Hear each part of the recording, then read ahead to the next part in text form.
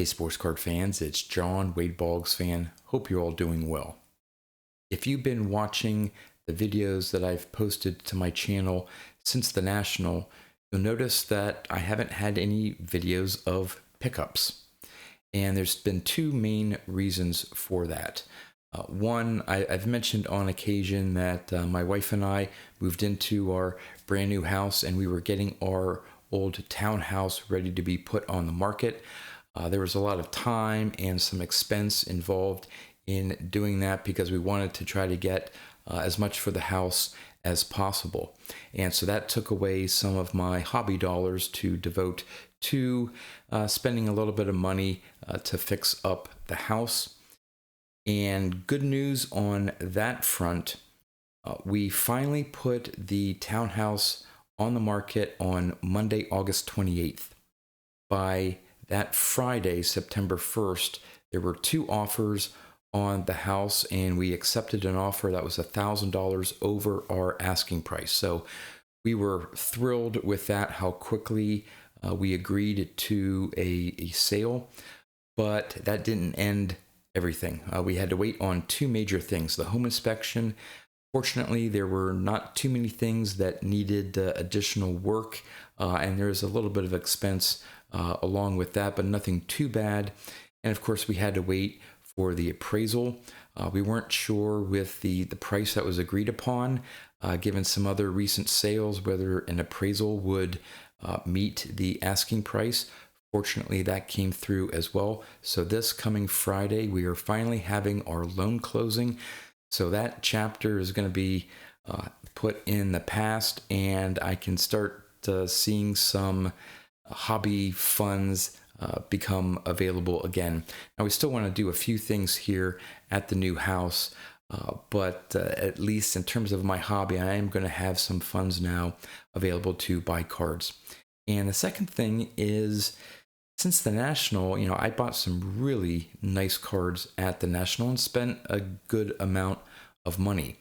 And since the National, again, knowing that I had very little money to spend on cards, I just got into a little bit of a lull where there were times, multiple days where I wasn't even looking at new cards that were listed on eBay.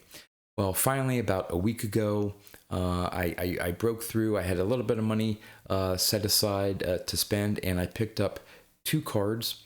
One of them was sort of a intentional purpose, and I'll explain why. The other one is sort of just a random card that I saw, fairly inexpensive, got a really good deal on it as well. So I'm going to turn the camera around and show you my two pickups. Okay, I'm going to start off with the card that I sort of bought on purpose, and it's a Corey Yastrzemski card. Now, I've completed his Topps Playing Day run, and I've completed the expanded Playing Day run to include his main Fleer and Donruss cards.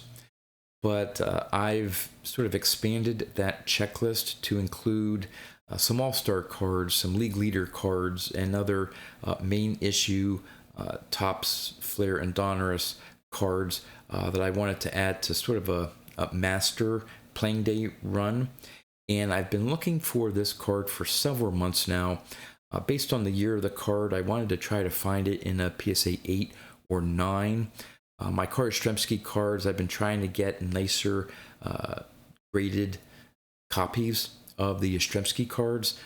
Any other player, it really doesn't matter what the grade is, just so long as they have nice eye appeal.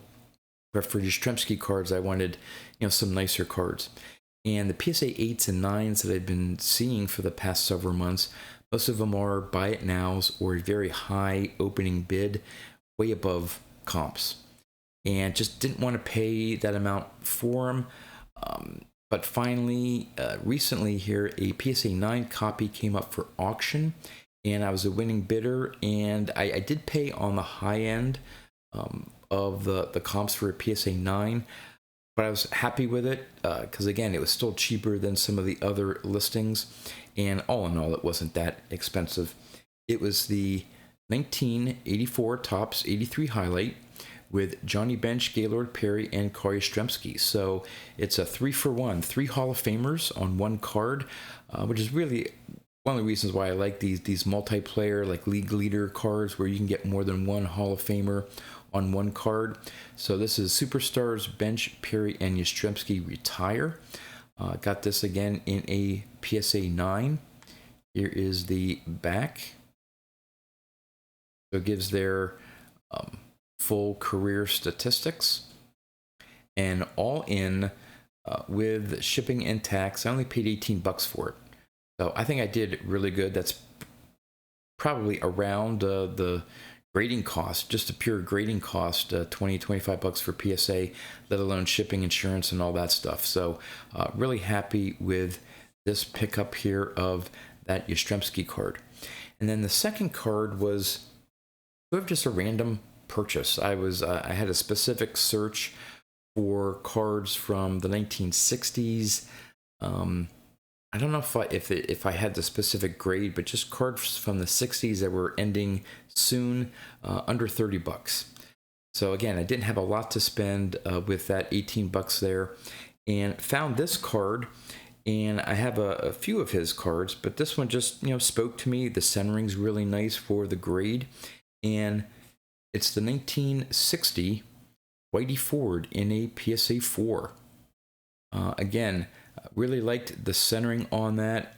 There may be a little bit of a crease or a little bend in the card there, and maybe something at the top there. I'm not sure, but all in all, that is a nice, really nice 1960 Topps Whitey Ford in a PSA 4. Nice colors, no fish eyes, solid red there. Pretty good on the yellow. It's not maybe as dark as some other copies, but not bad. And here is the back. You can tell there's a little bit of a diamond centering to it, but again, for PSA 4, the card's going to have issues. But all in all, this is a really nice eye appeal card. It is a newer slab. So if you go by the theory that Topps is, or that PSA is being really strict in their grading, I think this is one of those examples there. Now, a PSA 4 1960 Whitey Ford, the average price, they've been selling for $36. On the high end, $50. This was an auction, and all in shipping, tax, and the winning bid, I picked this up for $28. So I got this below the average VCP price. So really happy with this Whitey Ford. And like I said, now that I have some funds that are hopefully going to be coming my way for the hobby budget, I'll be able to pick up some more cards and have more videos to show of adding to my vintage baseball card collection. So with that, that's all I have for you. So until next time, thanks for watching.